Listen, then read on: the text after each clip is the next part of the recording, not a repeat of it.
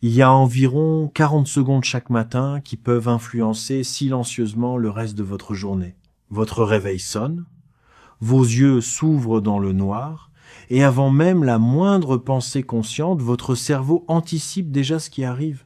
Le sol froid, la longue journée qui s'annonce, ce projet que vous avez juré de lancer. Et votre corps réagit avant même que vous ayez eu le temps de négocier.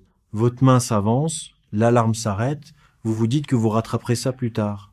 Et quelques secondes plus tard, vous dormez à nouveau, après avoir perdu un combat que vous n'avez presque jamais eu l'occasion de mener consciemment.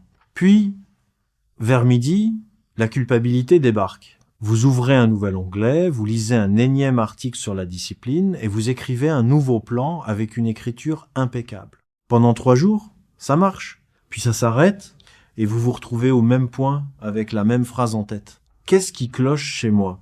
La plupart des gens vous diront que c'est une question de volonté. Ils vous diront que vous êtes trop mou, qu'il faut serrer les dents, apprendre à vous contrôler et arrêter de chercher des excuses. Mais les recherches sur la maîtrise de soi racontent une histoire beaucoup plus intéressante. Les personnes qui semblent les plus disciplinées ne passent pas nécessairement leur journée à lutter contre leurs envies. Elles organisent souvent leur environnement et leurs habitudes de manière à avoir moins de conflits à gérer. Autrement dit, elles ne gagnent pas toujours le combat en utilisant davantage de force. Elles construisent parfois une vie dans laquelle le combat apparaît moins souvent. Et c'est ici que tout change. Parce que ce que vous essayez peut être d'entraîner depuis des années à coup de force brute n'est pas forcément le véritable problème. Le problème pourrait être le système qui précède votre décision. Pour comprendre ce qui se joue réellement, il faut s'intéresser à une idée fascinante de la psychologie comportementale. La manière dont l'effort peut lui-même devenir une expérience apprise. L'effort n'est pas seulement une décision logique, c'est aussi une sensation, la lourdeur dans la poitrine, la tension derrière les yeux, l'envie de repousser la tâche à 2 mains. Et parce que votre cerveau apprend à partir de vos expériences répétées, il peut progressivement associer certaines actions à ces sensations. Mais l'association peut aussi changer. Lorsque l'effort est régulièrement suivi d'un sentiment de progression, d'accomplissement ou d'une récompense, l'action elle-même peut devenir moins menaçante. Vous commencez à reconnaître l'effort non plus uniquement comme une douleur à éviter, mais comme le passage qui mène quelque part. Aimer l'effort n'est donc pas nécessairement un don avec lequel on est.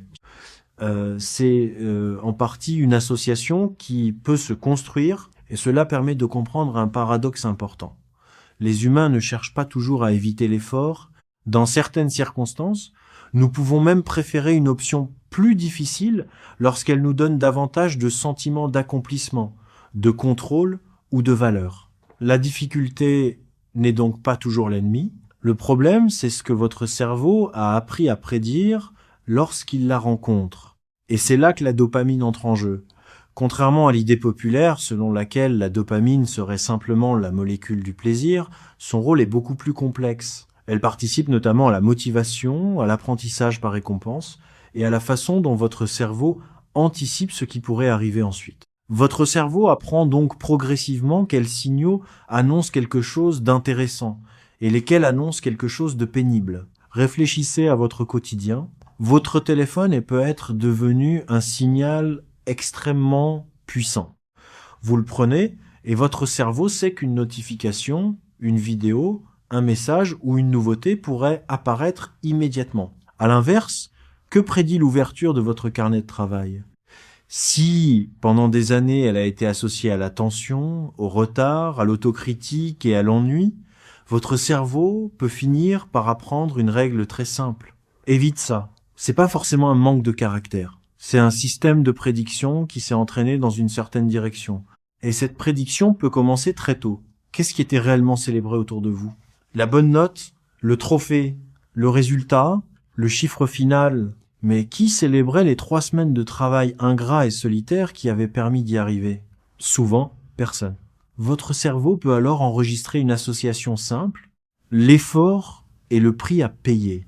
La récompense est à la fin.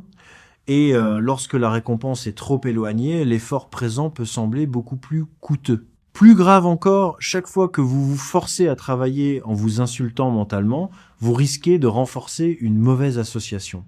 Je suis nul. Je suis paresseux. Je n'arrive jamais à rien. Votre tâche devient alors associé non seulement à l'effort, mais aussi à la punition. Et plus vous répétez cette association, plus l'entrée dans la tâche peut devenir difficile. La solution ne consiste donc pas simplement à devenir plus violent envers vous-même. Le véritable objectif est de modifier progressivement ce que votre cerveau anticipe lorsque vous commencez une action difficile. 5 leviers peuvent vous aider à opérer ce changement. Premier levier, récompenser l'effort, pas uniquement le résultat. Cessez d'attendre que le succès lointain vienne valider votre travail. Créez une petite récompense immédiatement après l'action, une case cochée, un moment de satisfaction, une pause agréable, une phrase simple. Je l'ai fait. Votre cerveau n'a pas besoin d'attendre la fin du projet pour recevoir un signal positif. Vous êtes en train de lui apprendre que l'action elle-même mérite d'être reconnue. Deuxième levier. Placez la récompense près de la porte d'entrée. Puisque les systèmes de motivation apprennent à partir des signaux qui précèdent une récompense, utilisez cette logique à votre avantage. Ce café que vous aimez, réservez-le à votre session de travail. Cette musique que vous adorez, utilisez-la uniquement lorsque vous commencez votre tâche. L'objectif n'est pas de vous soudoyer, c'est de créer une association plus agréable avec le début de l'action. Troisième levier, réduisez l'entrée jusqu'à ce que refuser devienne presque absurde. Votre cerveau ne refuse pas forcément le travail lui-même. Il peut réagir à l'ampleur anticipée de la tâche. Penser à écrire un livre entier peut sembler écrasant. Penser à écrire une seule phrase ne l'est presque pas. Alors réduisez l'exigence initiale. 2 minutes, une ligne, une page, un seul exercice. Si vous continuez ensuite, parfait. Si vous vous arrêtez là, cela compte quand même. Parce que la petitesse facilite la répétition. Et la répétition est ce qui transforme progressivement une action exceptionnelle en comportement familier. Quatrième levier. Concevez votre environnement, pas seulement votre résolution. Les personnes disciplinées ne luttent pas forcément davantage contre la tentation. Elles peuvent aussi supprimer certaines occasions de lutter, ranger le téléphone dans une autre pièce. Préparez votre espace de travail la veille. Laissez votre carnet ouvert sur la page où vous devez commencer. Bloquez les distractions avant de commencer. Chaque décision prise dans le calme est une décision que votre futur vous n'aura pas besoin de prendre sous pression. 5e levier. Ne terminez pas toujours dans le chaos.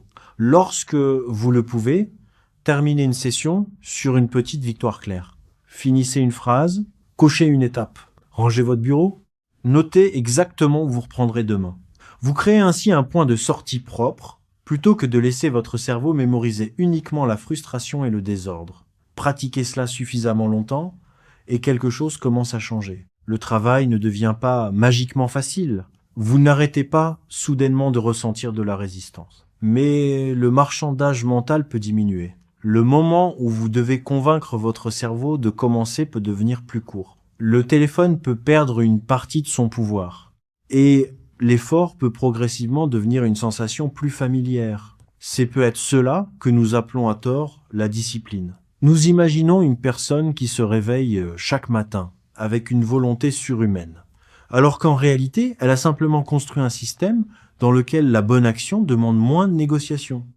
La discipline n'est donc pas seulement une question de force brute, c'est pas une preuve de valeur morale, c'est aussi le résultat d'habitudes, d'environnement, d'apprentissage et de prédictions répétées. Votre cerveau a appris à éviter certaines choses, mais ce qu'il a appris peut aussi évoluer.